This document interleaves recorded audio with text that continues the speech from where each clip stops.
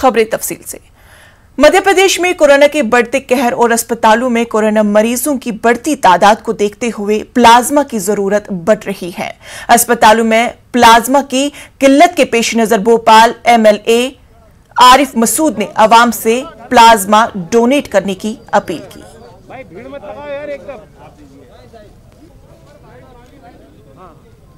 भोपाल के तमाम नौजवान साथियों से मेरी एक अपील है कि जो लोग प्लाज्मा देना चाहते हैं, जिनको पॉजिटिव हो गए निगेटिव हो गए, अल्लाह ने उनको ठीक कर दिया, मेरी उनसे दरख्वास्त है कि आप वैक्सीन लगाने से पहले प्लाज्मा की बहुत ज़रूरत है। बहुत सारे मरीज़ प्लाज्मा से ठीक हो सकते हैं। आप मेहरबानी करके डरिए नहीं, घबराइए नहीं, प्लाज्मा दीजिए। दूसरी मेरी अपील, जो लोग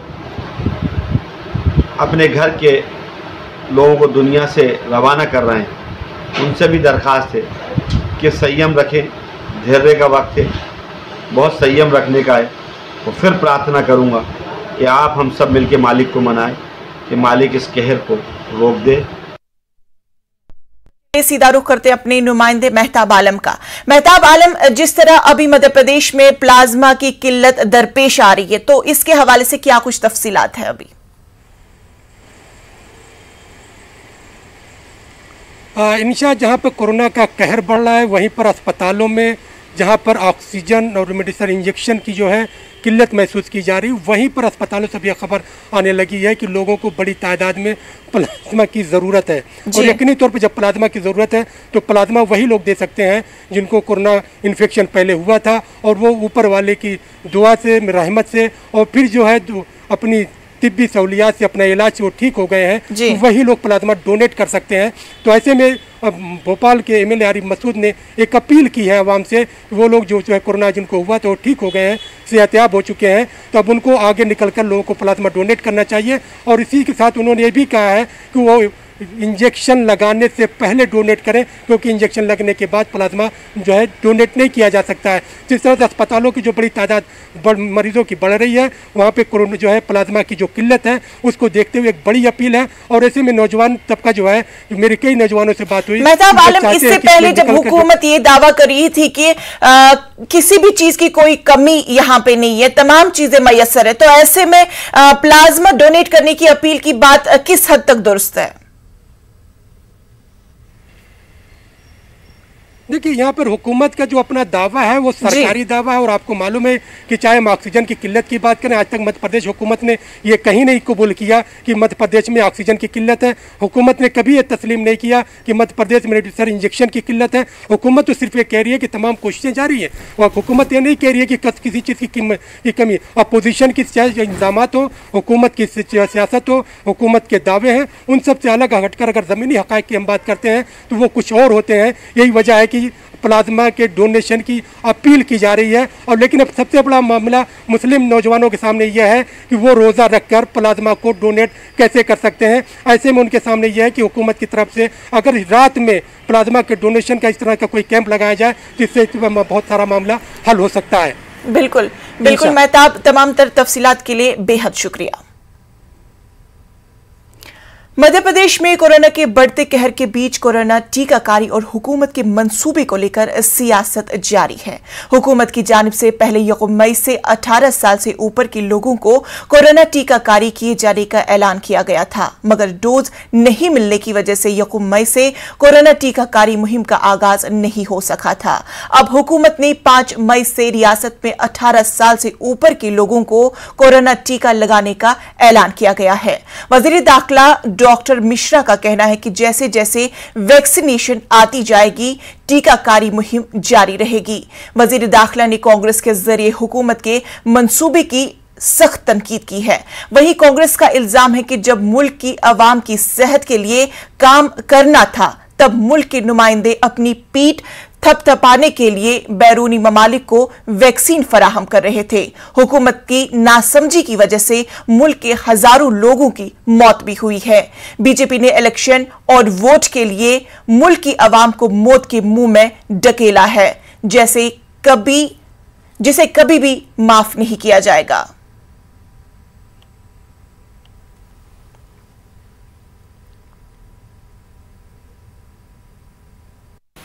हमको मुसलसल कोसने वालों, हमेशा राजनीति का चोला ओढ़ने वालों, घर पर बैठकर सिर्फ ट्वीट से राजनीति करने वालों, आप ही बता दो कहां से आए। हम पर तो जो उपलब्ध है हम ला रहे हैं। आप इनकी स्थिति तो देखिए, कुछ भी कर लें आलोचना ही करेंगे, कुछ भी हो जाए। वैक्सीन आ गई, भाजपा की वैक्सीन है, जब प्रयोग हो गई और लोग लगवाने लगे तो प्रधानमंत्री ने क्यों नहीं लगवाई?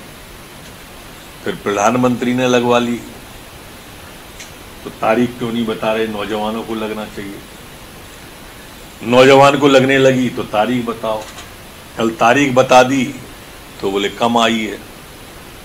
अरे भाई, जितनी उपलब्ध आज है वो पर्याप्त है आज के लिए। 5 तारीख को पर्याप्त है, 6 को पर्याप्त है, 7 को तारीख दे दी और लगातार कंपनियों से आग्रह किया कि जल्दी ले आए। जो भी उद्योगपति हैं उनसे कह रहे हैं आवश्यकता पड़ेगी तो विदेश से भी कोशिश करेंगे लाने की। जो बीच का पीरियड मिला था उस समय केंद्र सरकार और मध्य प्रदेश की शिवराज जी सरकार ये अपनी पीठ थपथपा रहे थे कि हमने सब कंट्रोल कर लिया, वैक्सीन दूसरे देशों को बेच दी, और आज छोटे छोटे देश कोरिया जैसे उस पर हाथ फैला रहे हैं कि हमको वैक्सीन दे दो। ये जो इनका फेलियर हुआ है सरकार का, जिसकी वजह से हजारों लोगों की जान चली गई, ऑक्सीजन नहीं होने से हाहाकार मच गया पूरे देश में। मध्य प्रदेश में, भोपाल में, शहडोल में हमने देखा कि 16 लोगों की जान गई, ग्वालियर में गई, नीमच में गई, भोपाल में गई। ये एक वातावरण बना और लोगों को ही लगा, दमोह में भी लोगों को लगा कि ये सरकार केवल सत्ता के लिए, चुनाव के लिए ये सब काम कर रही है, इसको जनता की कोई फिक्र नहीं है। और दमोह की जनता ने जो मैसेज दिया है वो पूरे मध्य प्रदेश की जनता का मैसेज है। रमजान का आखिरी अशरा शुरू हो चुका है। इस अशरे में जुमतुल विदा होनी है, जिसके पेश नज़र उलमाए किराम ने अलविदा की नमाज के लिए एडवाइजरी जारी की है। Islamic centre of India Lucknow की जानिब से मौलाना खालिद रशीद फरंगी बोहली ने एडवाइजरी जारी करते हुए कहा कि अलविदा की नमाज घरों पर ही पढ़े, कोविड के ज़ाब्तों पर अमल करे। वाज़ेह रहे कि 7 मई को अलविदा की नमाज अदा होगी।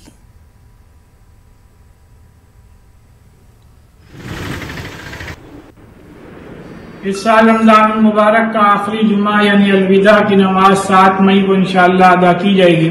और लेकिन इस मौके पर भी सबको कोविड प्रोटोकॉल का पूरा लिहाज रखना है। और इस सिलसिले में इस्लामिक सेंटर फॉर इंडिया फ्रेंगिमायर लखनऊ ने एक 10 पॉइंट एडवाइजरी जारी की है, जिसमें मुसलमानों से ये अपील की है कि जो लोग मस्जिद में 5 लोग पहले से नमाज अदा कर रहे हैं वो अलविदा के मौके पर भी जुमे की नमाज मस्जिद के अंदर ही अदा करें और उसमें भी सोशल डिस्टेंसिंग और मास्क का ख्याल रखा जाए।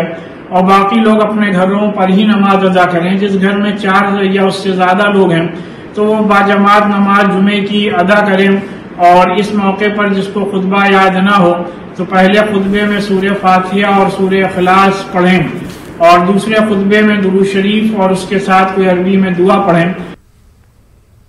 दिल्ली में कोरोना के बढ़ते मामलों के बीच दिल्ली के सीएम अरविंद केजरीवाल ने प्रेस कॉन्फ्रेंस करके कई बड़े ऐलानात किए हैं, जिसमें उन्होंने दिल्ली वालों के लिए 2 महीने का राशन मुफ्त देने का ऐलान भी किया। साथ ही ऑटो और टैक्सी ड्राइवरों को 5,000 रुपये देने का वादा किया है और कहा कि हालात बेहतर हुए तो लॉकडाउन हटाएंगे। पिछले हफ्ते हम लोगों ने खासकर मजदूरों के लिए ऐलान किया था कि हर मजदूर के अकाउंट में 5-5 हज़ार रुपये हम लोगों ने डालने का ऐलान किया था। उनके अकाउंट में 5-5 हज़ार रुपये जा भी चुके हैं। जो लोग बीमार होते हैं, जिनकी RT-PCR की रिपोर्ट पॉजिटिव आ रही है, उनको भी अलग से मदद करने की हम लोगों ने ऐलान किया था उन मजदूरों के लिए। आज हम 2 निर्णय हम लोगों ने लिए हैं। एक तो ये कि जितने दिल्ली में राशन कार्ड धारक हैं, लगभग 72 लाख राशन कार्ड धारक हैं, इन 72 लाख लोगों को अगले 2 महीने के लिए मुफ्त में राशन दिया जाएगा। पिछले साल भी जब लॉकडाउन लगा था तो दिल्ली के सभी ऑटो चालकों को और टैक्सी चालकों को दिल्ली सरकार ने 5-5 हज़ार रुपये से दे के मदद की थी। आज भी हम ये निर्णय लिया है कि हम दिल्ली सरकार सभी ऑटो चालकों और टैक्सी चालकों को 5-5 हज़ार रुपये देकर मदद करेगी, ताकि उन लोगों को आर्थिक तंगी के दौर में थोड़ी सी मदद मिल सके। हैदराबाद जू पार्क के 8 बब्बर शेर आलमी वबा कोरोना से मुतासर होने का पता चला है। कोरोना की अलामात जाहिर होने पर उनके नमूने हासिल करके जांच के लिए CCMB रवाना किया गया है। बताया जा रहा है कि जू के सफारी पार्क में मौजूद शेरों के गोश्त न खाने और नाक बहने की शिकायत पर जानवरों के डॉक्टर्स ने उनकी तशख़्ख़ुस की। वाज़ेह है कि हैदराबाद का जू पार्क 2 मई से आवाम के लिए बंद कर दिया गया है।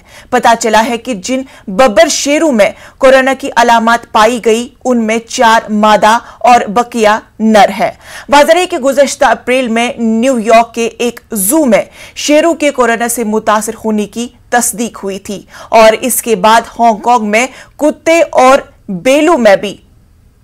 बिल्लियों में भी वायरस की निशानदेही हुई थी। अगर हैदराबाद जू पार्क में इन जंगली जानवरों के कोरोना से मुतासर होने की तस्दीक हुई है तो ये हिंदुस्तान में शेरों में कोरोना का पहला केस होगा।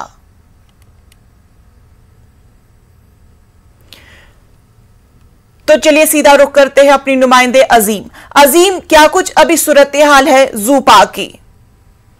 देखिए, मैं हैदराबाद का जो नेहरू ज़ूलॉजिकल पार्क है वो 2 तारीख से आवाम के लिए बंद कर दिया गया है।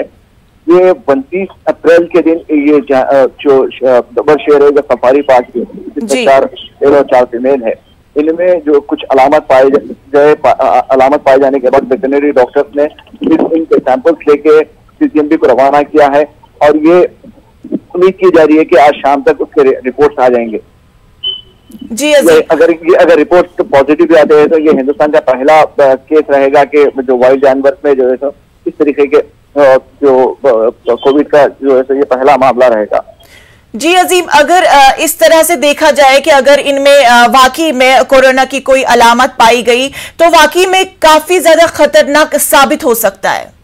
जी हाँ, देखिए इसीलिए जो है तो ये आवाम के लिए भी बंद कर दिया गया है और ये जो जानवर थे वो सफारी पार्क के थे तो और वेटरनरी डॉक्टर्स पूरी नजर बनाए रखे हुए हैं जानवर के ऊपर। जो भी अभी मौसम गर्मा में जो है तो ये जानवरों को कैसा रखना क्या है जो हुकूमत की तरफ से और ज़ूलॉजिकल पार्क। अजीम, ये बताएं कि जू में इन जानवरों की तहफ़्फ़ुज़ के लिए कुछ सहूलियात मैसर रखी गई थी?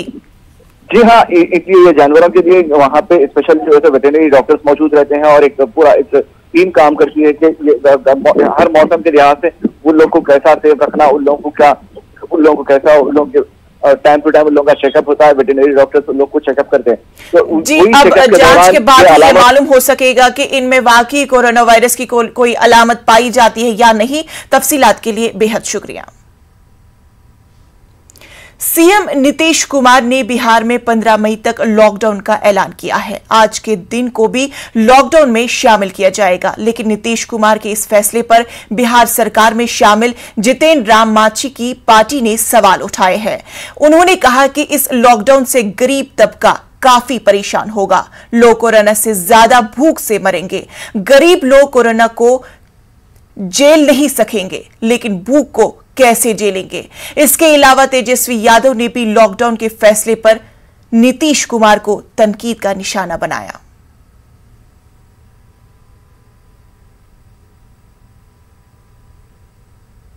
बिहार सरकार ने लॉकडाउन का फैसला निसंदेह न्यायालय की टिप्पणी के बाद लिया है, लेकिन हमें लगता है कि इस निर्णय के बाद कहीं ना कहीं से गरीब तबका निराश होगा, क्योंकि अगर वो कोरोना से बच भी सकता है लेकिन भूख से जरूर मर जाएगा। न्यायालय ने टिप्पणी जरूर करी है, लेकिन न्यायालय को गरीबों का भी ख्याल रखना चाहिए था, खासकर उन तबकों का जो हर दिन मेहनत करता है और शाम में अपने परिवार के लिए राशन का इंतजाम करता है। मेरा सरकार से अनुरोध है कि आपने लॉकडाउन का फैसला तो ले लिया है, लेकिन इस फैसले के साथ साथ आपको दिहाड़ी मजदूर और गरीबों की चिंता करनी होगी। कोरोना संक्रमण के मामले लगातार बढ़ते जा रहे हैं। इसको देखते हुए पहले नाइट कर्फ्यू लागू किया गया था। बहुत से जिलों में डीएम ने बढ़ते संक्रमण को देखते हुए वीकेंड लॉकडाउन भी किया था और अब बिहार के लोकप्रिय मुख्यमंत्री नीतीश कुमार जी ने बिहार में 15 मई तक लॉकडाउन लगाने का निर्देश दिया है, काफी स्वागत योग्य कदम है। क्राइसिस मैनेजमेंट ग्रुप को इसके बारे में विशेष मार्ग निर्देशिका जारी करने का भी निर्देश दिया गया है। निश्चित रूप से लॉकडाउन से कोरोना संक्रमण की जो चेन है वह टूटेगी। आम लोगों से भी हमारी अपील है कि आप घरों में रहें, मास्क सैनिटाइजर का इस्तेमाल करें और सोशल डिस्टेंसिंग का निश्चित रूप से पालन करें। बिहार में एक बार फिर से लॉकडाउन लागू कर दिया गया है। मुख्यमंत्री नीतीश कुमार ने इसकी जानकारी जो है वो सोशल मीडिया के माध्यम से ट्वीट करके दी है।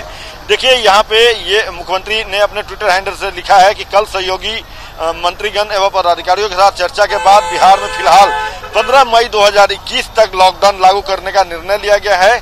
इसकी विस्तृत मार्गदर्शिका जो है वह अन्य गतिविधियों के संदर्भ में आज ही आपदा प्रबंधन समूह क्राइसिस मैनेजमेंट ग्रुप को कार्रवाई करने के हेतु निर्देश जारी किए गए हैं। तो बिहार में लॉकडाउन जारी हो गया है आज से। और हम बात भी करते हैं, ये बताइएगा कि मुख्यमंत्री नीतीश कुमार ने निर्णय लिया, बिहार में लॉकडाउन आज से लागू हुआ है 15 मई तक। 100% लॉकडाउन कर ही देना चाहिए, दूसरा कोई रास्ता नहीं है। वो तो हो चुका, लॉकडाउन लागू कर दिया गया मुख्यमंत्री ने। हाँ, तो सही डिसीजन लिया है उन्होंने। तो यहाँ पे देख सकते हैं दूसरे लोग भी हैं, इनसे भी जानते हैं। भैया ये बताइएगा कि लॉकडाउन लागू हो गया बिहार में? हाँ, आज से 15 मई तक लॉकडाउन हो गया क्या? चालू हो गया क्या? चलिए, बहुत बहुत बहुत बहुत बढ़िया हुआ, बधाई हो आप लोग को। लॉकडाउन आवश्यक था, बहुत जरूरी था सर। जो इस हिसाब से कोरोना बढ़ रहा है, जिस हिसाब मरीज बढ़ रहे हैं, कोई व्यवस्था बिहार में नहीं है, वो हिसाब से बहुत जरूरी था। थोड़ी तकलीफ होगी, लेकिन आवश्यक जो सामान है उनके लिए छूट देनी चाहिए। ये फल है, सब्जी है, किराना दुकान है, इन लोग के लिए छूट देनी चाहिए। बाकी तो देखिए लॉकडाउन होना ही चाहिए था। लॉकडाउन तो बहुत जरूरी था और पहले लगना चाहिए, लेकिन अब लगा है तो बहुत बढ़िया बात है। हाँ, दे रहा है दुरुस्त है। वक्त हुआ छोटे से वक्फे का, मिलते हैं कुछ और अहम खबरों के साथ। इस वक्त भोपाल से बड़ी खबर आ रही है। जूनियर डॉक्टरों ने गैर मुअय्यना मुद्दत के हड़ताल की धमकी दी। 7 मई से हड़ताल पर जाने की धमकी दी गई है जूनियर डॉक्टरों की जानिब से। डॉक्टरों का कहना है कि मुतालबात पूरे न होने की सूरत में इमरजेंसी खिदमात बंद करने की बात कही गई है। हुकूमत पर वादा खिलाफी का इल्जाम है। डॉक्टरों का कहना है कि तनख्वाह और दीगर मामलों में हुकूमत से नाराज है जूनियर डॉक्टर्स। इस वक्त भोपाल से बड़ी खबर आ रही है कि जूनियर डॉक्टरों ने गैर मुअय्यना मुद्दत के हड़ताल की धमकी दी है।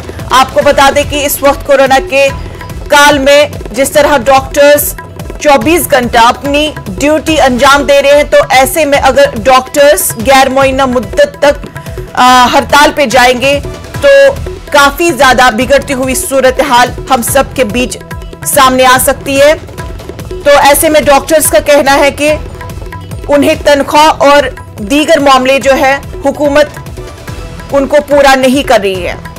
तो ऐसे में डॉक्टर्स ने गैर मुअय्यना मुद्दत के हड़ताल पर जाने की धमकी दी है और ये हड़ताल 7 मई से शुरू हो जाएगा।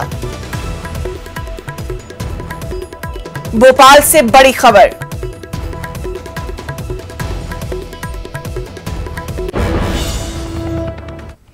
मुल्क भर में ऑक्सीजन की किल्लत है, जिसकी वजह से लोगों को मुश्किलात का सामना। ऐसे में जो ऑक्सीजन प्लांट लिक्विड ऑक्सीजन बना रहे हैं, उन पर लगातार बोझ बढ़ता ही जा रहा है। गुजरात के मेहसाना जिले में ऑक्सीजन बना रहे कारीगर गुज़श्ता 15 दिनों से अपने घर भी नहीं गए हैं। इस प्लांट में पिछले कई दिनों से 24 घंटे ऑक्सीजन बनाने का काम हनूज जारी है। यहां काम करने वाले मुलाजिमीन को खाना खाने तक की फुर्सत नहीं है। इन लोगों की यही कोशिश है कि जल्द अज जल्द ऑक्सीजन की कमी को पूरा किया जाए। ऑक्सीजन का मैन्युफैक्चरिंग करते हैं और 15 दिन से कोई कारीगर घर पे नहीं गया है। यहाँ पे खाना मिलता है, एक टाइम खाते हैं कि नहीं खाते हैं, ऐसे करके सब पेशेंट की मदद के लिए सब खड़े हैं। अभी हमारे यहाँ 24 आवर्स में 4 मेट्रिक टन प्रोडक्शन हो रहा है, उसमें 450 सिलेंडर रिफिलिंग हो सकते हैं। अभी ऑक्सीजन की डिमांड बढ़ गई है बहुत ज़्यादा, इसलिए हम 24 आवर प्रोडक्शन कर रहे हैं और डायरेक्ट एयर में से हम लिक्विड ऑक्सीजन मैन्युफैक्चर करके हम सप्लाई कर रहे हैं। अभी हमारे पास ज़्यादातर गवर्नमेंट सिविल हॉस्पिटल है और जो होम क्वारंटाइन पेशेंट है वो है, और प्राइवेट हॉस्पिटल है हमारे पास। कोरोना के इस मुश्किल दौर में कई लोग ऐसे भी हैं जो इंसानियत की मिसाल कायम कर रहे हैं। ओडिशा के रायगढ़ जिले में एक चाय का स्टॉल चलाने वाले शेख मोहम्मद कासिम भी लोगों की मदद करके इंसानियत की मिसाल कायम कर रहे हैं। कहने को तो एक चाय का स्टॉल है, लेकिन जो भी आमदनी आती है वो इसको दूसरों की मदद के लिए इस्तेमाल कर रहे हैं। मोहम्मद कासिम ने लोगों की मदद के लिए एक फ्री रसोई शुरू की है, जिसके जरिए वो तकरीबन 40 से 50 अफराद को मुफ्त खाना तकसीम कर रहे हैं। कासिम का कहना है कि वो हमेशा से गरीब और जरूरतमंद लोगों की मदद करना चाहते थे और अब वो लोगों की मदद करके काफी खुश नजर आ रहे हैं। ऐसे ही पहले व्यापार थोड़ा कम था, अभी थोड़ा अच्छा चलता है बोल के गरीबों को दे रहे हैं। खुशी लगता है, गरीबों को खाना खिलाने से सवाब मिलेगा बोल के जुमेरात के दिन दे रहे हैं। 10-20 आदमी आ रहे हैं गरीब लोग। मुल्क भर में एक तरफ अस्पतालों में बेड्स को लेकर मारामारी है, तो वहीं इस वक्त गाजियाबाद के निजी अस्पतालों में बेड्स को लेकर खेल खेला जा रहा है। जिला इंतजामिया के मुआयने के दौरान अस्पतालों में कई बेड्स खाली मिले। इसी जिम्न में जिला इंतजामिया ने गाजियाबाद के फ्लोर्स अस्पताल पर 1 लाख का जुर्माना आयद किया। साथ ही अस्पताल इंतजामिया से जवाब भी तलब किया।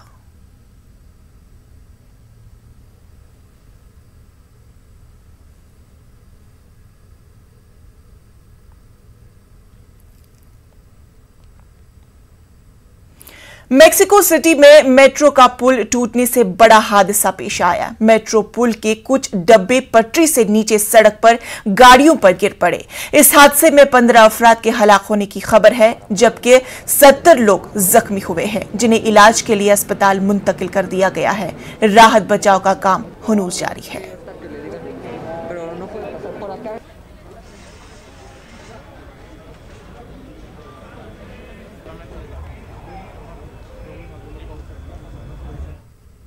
कोरोना वबा के दौरान बाहमी इमदाद व इन्हसार का जज्बा मुस्तकिम हुआ है। मुल्क इस वबा से मुतहिद होकर मुकाबला कर रहा है। टीकाकारी के ऐलान के बाद हम बेहतर ताउन करें, जिससे हम कोरोना को मात देने की जानिब कदम बढ़ा सके। नेटवर्क 18 इस मुहिम में हर कदम आपके साथ रहेगा। जब तक सभी महफूज नहीं, तब तक कोई महफूज नहीं होगा। इसी सोच की बुनियाद पर हमारी मुहिम संजीवनी का मकसद ये यकीनी बनाना है कि वैक्सीन पाना सभी हिंदुस्तानियों का हक है।